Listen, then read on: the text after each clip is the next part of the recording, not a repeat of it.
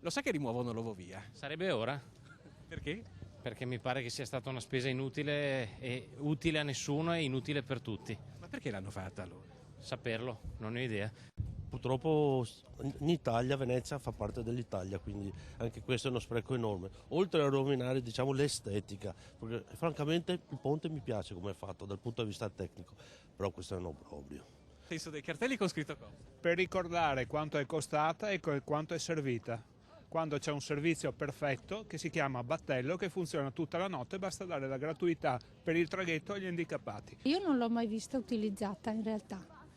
Non vengo spessissimo, però non mi è mai capitato di vederla utilizzata. Se da un lato c'è l'indignazione dei veneziani per un'opera che si è rivelata costosa quanto inutilizzata, dall'altra c'è l'aspetto, se vogliamo, curioso e singolare di un'ovovia che rappresenta per i turisti un oggetto misterioso dall'utilità oscura.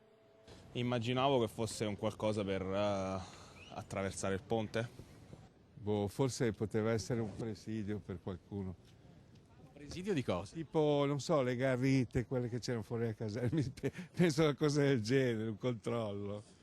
È un cesso, In che senso? in senso tondo. Neppure tra i turisti stranieri la situazione migliora. Per quanto si sforzi, questa coppia di vietnamiti non riesce a trovare un uso all'oggetto misterioso che ha di fronte. Oh, what is that? You know? No, I don't. I'm sorry.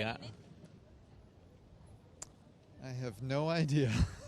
Non ha idea di cosa si tratti neppure questo signore nordamericano. Da canadese conclude: mi sembra una di quelle cose nelle quali si entra dentro, si chiude la porta e si visitano le cascate del Niagara. Over Niagara Falls.